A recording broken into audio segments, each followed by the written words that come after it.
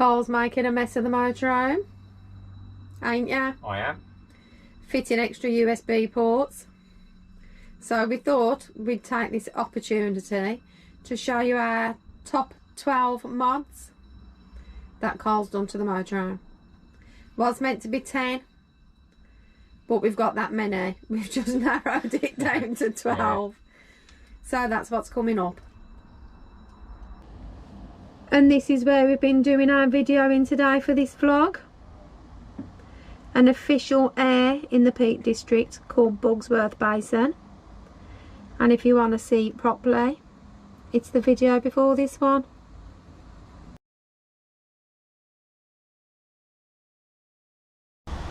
This is a mod that Carl did.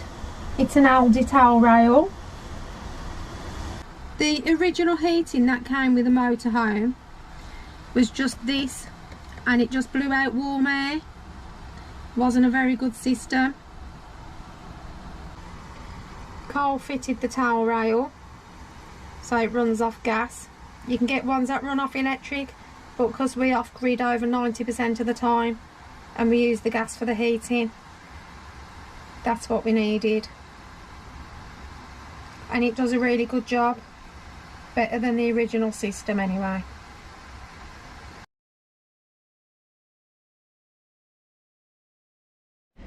So another mod we have is extra lighting. This is the wardrobe door. There you go, look. Like a fridge.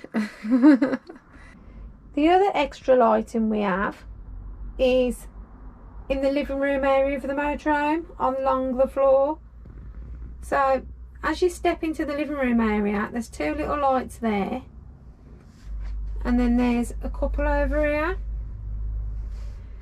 and this is done so that when we're driving, if it starts getting dark, Carl fitted a little rocker switch, which I'll show you, and then if it's dark when we pull up, instead of trying to climb over the dog and treading on him or tripping over, we can see where we're going to go and put the master switch on to turn the main lights on.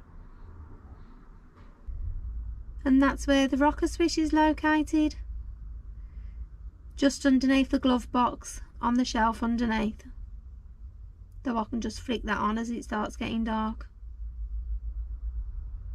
This is my LED lights underneath the bed. It is pitch black, and now I will turn the light switch on. There is 3 lights fitted, one there, one behind there, and one there.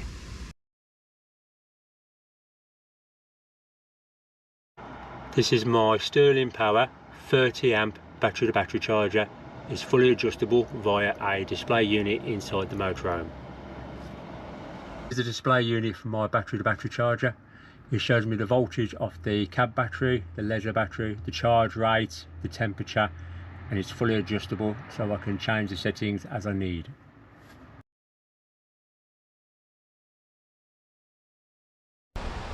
Another really important mod for us was this table that Carl fitted. He bought the top and the leg system separately. Now from where I'm sitting at the end of the sofa, my drinks would have to go there before, and Carl's would have to go down there like so, and it was just a pain, weren't it? Very. It was crap. So Carl fitted a table that we can fold away flat when we're driving and then get it out as and when we want to use it, even though we use it pretty much, well, we do use it every day, don't we? Yes. Yeah, all the time actually when we've parked up.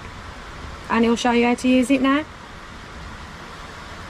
There's handles at the top and there's a handle at the bottom. When you unscrew it, that turns round. This is the handle. You lock it like that, or you can unlock it and push it back and forth how you want it, and then the lock on the bottom you lock, and then it's locked off. That's the lock at the bottom attached to the side of the sofa. That's the back of the table, so when it's away It's tucked away like that behind the driver's seat. Like so.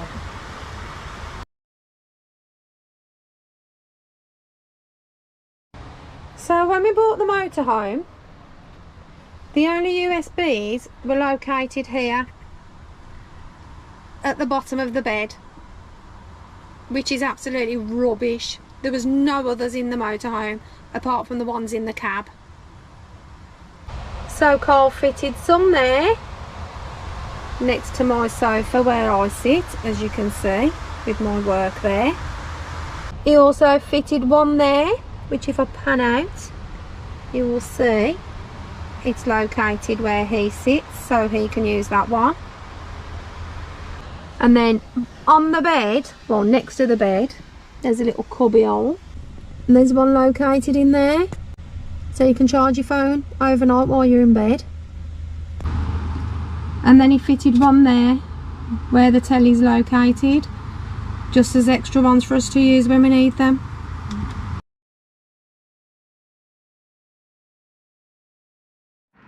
This is my 2000 watt power inverter. It's from Sunshine Solar and it's a pure sine wave system. That switch controls all the power to the sockets. When I turn it on with the inverter on, we have electric throughout the motorhome. This is how we turn the power inverter on. The lights on the left show the battery voltage, which is fully charged at the moment. That's why they're all lit up. With this system and all the solars and everything and the dual batteries, we can stay off grid for a very long time.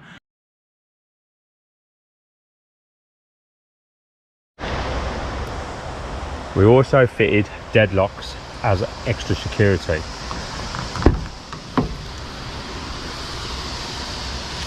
As you can see, they come out and then they lock into that part there. Very good security.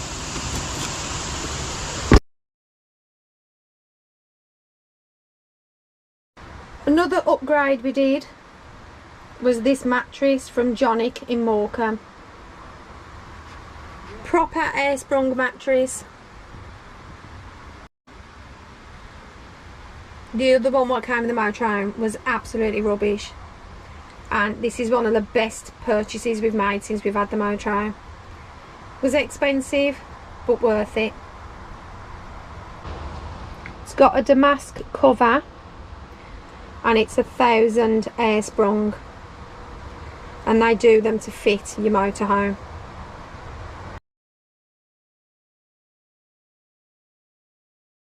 This is the Wi-Fi system I fitted. It has got an antenna that you drill through the roof. This comes off so you can actually take it outside, and this is the main station that is hardwired into the back, so it's constantly powered up. While Carl's putting stuff back in the cupboard, I will tell you why the Wi-Fi is important. Yes, we use it for YouTube, but the main reason was that when we've been away and we've had no signal, I haven't been able to contact my children and they haven't been able to contact me. With the Wi-Fi system, we can use WhatsApp, can message each other, and we can ring each other on it if we need to.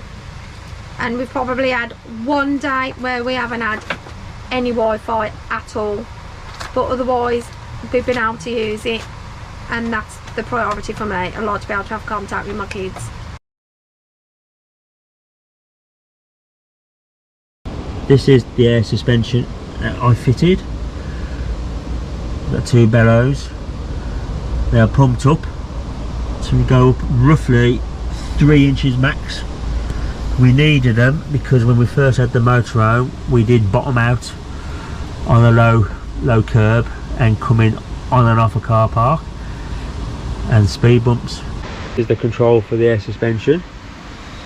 As you see, I have already got them up at 3 bar because we're quite uneven, so I pump them up to get the level, and then when we want to get some air out, if you press these down, it will release air, and then you press up and it will pump up.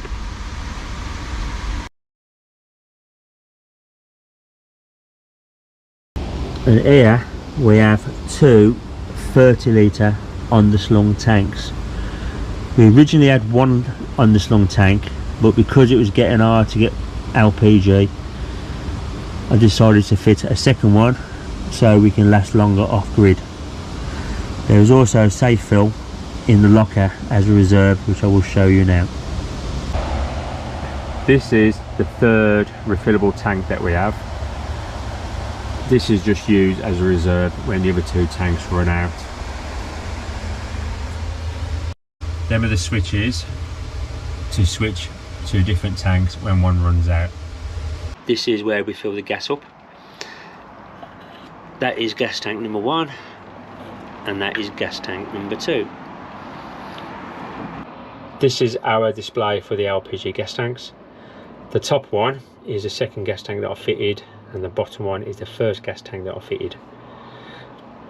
When they run out, the green then goes right down to the bottom and then turns red, which is roughly gives you a day before you need to top them up.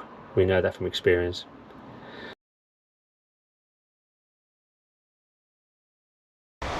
We have 4 solar panels. Each one is 100 watts.